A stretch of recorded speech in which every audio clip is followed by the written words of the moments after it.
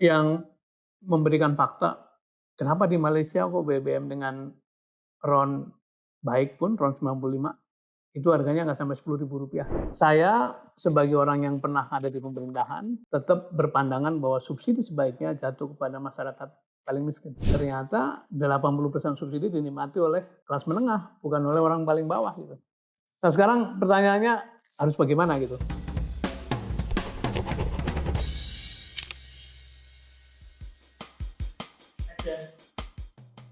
Assalamualaikum warahmatullahi wabarakatuh. Ketemu lagi di channel saya, channel yang berusaha melihat berbagai fenomena dengan kacamata kewajaran. Kali ini kita akan bicara mengenai subsidi BBM yang selalu menjadi isu klasik dari waktu ke waktu, tidak pernah lepas dari kontroversi.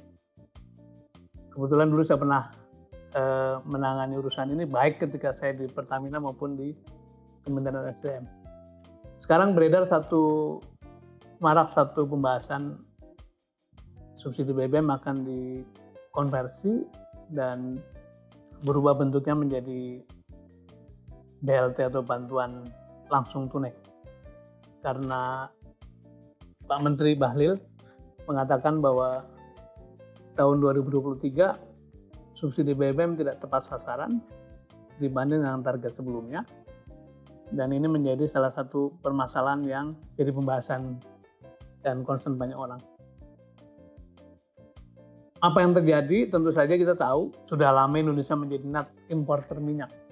Sekarang kebutuhannya kurang lebih 1,6 juta barel per hari, sementara produksinya makin hari makin turun karena memang deposit kita makin sedikit, tapi juga tidak menemukan cara-cara produksi yang lebih efisien, sehingga gap antara kebutuhan dengan produksi makin lebar dan impornya makin tinggi. Kalau impor tinggi artinya sering kena tekanan dua kali tuh. Satu, kalau harga minyak naik, dolarnya naik, tentu saja rupiahnya jadi ikut-ikutan kena tekan juga. Satu lagi tekanannya adalah ketika kurs mengalami pelemahan. Nah, ini yang menyebabkan dari waktu ke waktu pemerintah siapapun akan selalu menghadapi dilema. Tahun 2022 kita membaca subsidi BBM sudah mencapai 58,5 triliun dan sekarang ini tahun 2024 naik menjadi 186,9 triliun. Ternyata 80% subsidi dinikmati oleh kelas menengah, bukan oleh orang paling bawah gitu. Itu juga pandangan saya sejak dulu bahwa sebetulnya kita harus punya keteguhan untuk mengarahkan subsidi itu betul-betul kepada orang yang membutuhkan, yaitu masyarakat yang paling di bawah. Nah ternyata dari subsidi yang dikeluarkan ratusan triliun tadi, bahkan tahun 2022 itu total dana 435 triliun subsidi dan kompensasi energi itu hanya 20% yang dinikmati oleh masyarakat miskin. Ini kan ironis ya. Jadi pajak dikumpulkan, tapi kemudian bukannya membantu orang paling bawah, tapi jatuhnya kepada golongan menengah. Mengapa? Karena ya penjelasannya sederhana. Kalau subsidinya melekat pada BBM, maka yang menggunakan BBM makin banyak, dia makin dapat subsidi. Gitu. Itulah logika kenapa selalu ada pembahasan subsidi BBM selalu tidak tepat sasaran. Kemudian ada yang memberikan fakta, kenapa di Malaysia kok BBM dengan RON baik pun, RON 95, itu harganya nggak sampai Rp10.000.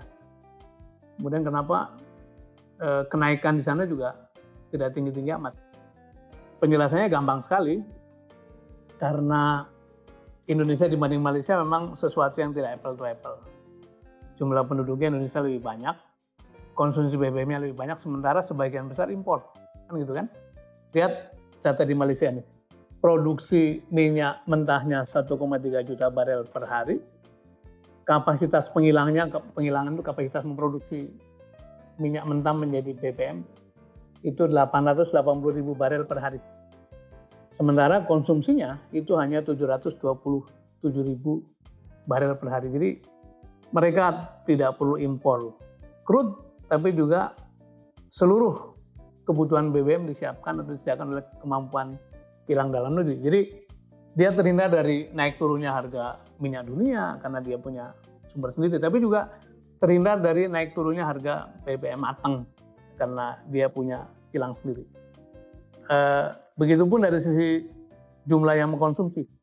Kita punya kurang lebih mendekati 280 juta jiwa dengan jumlah kendaraan 145 juta kendaraan bermotor. Sementara Malaysia jumlah kendaraannya hanya 33 juta kendaraan bermotor. Jadi tidak bisa dibandingkan.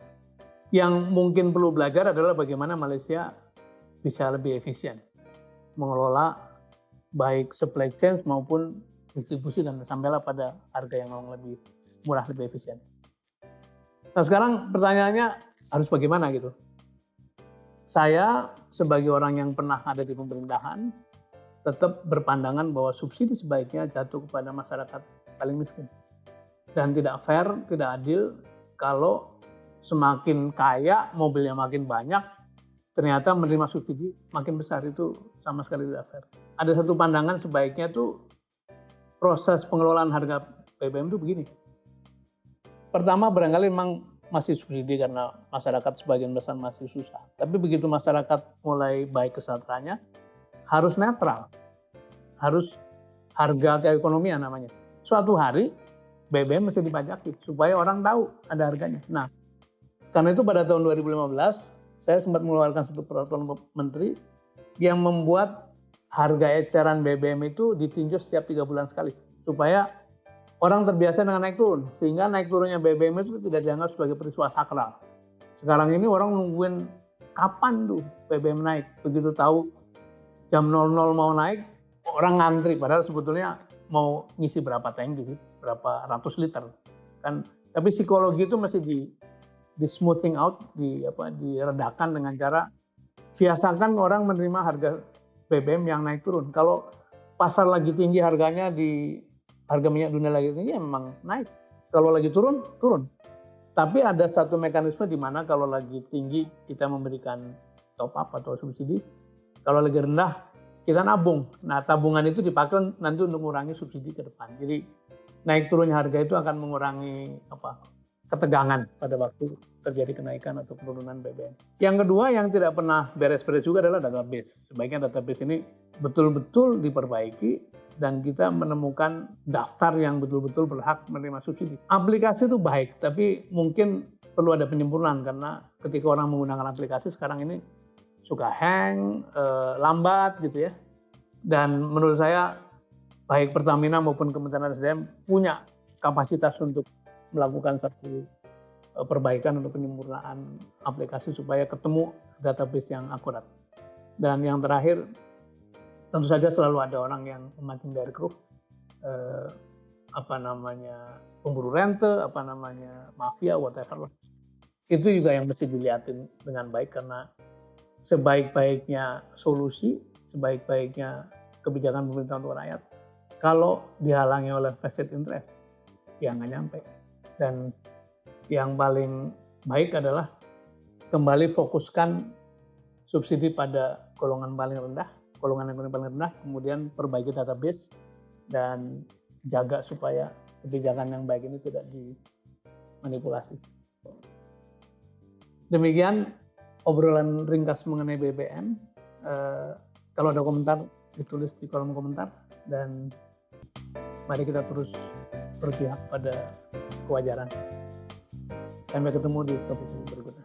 Assalamualaikum warahmatullahi wabarakatuh.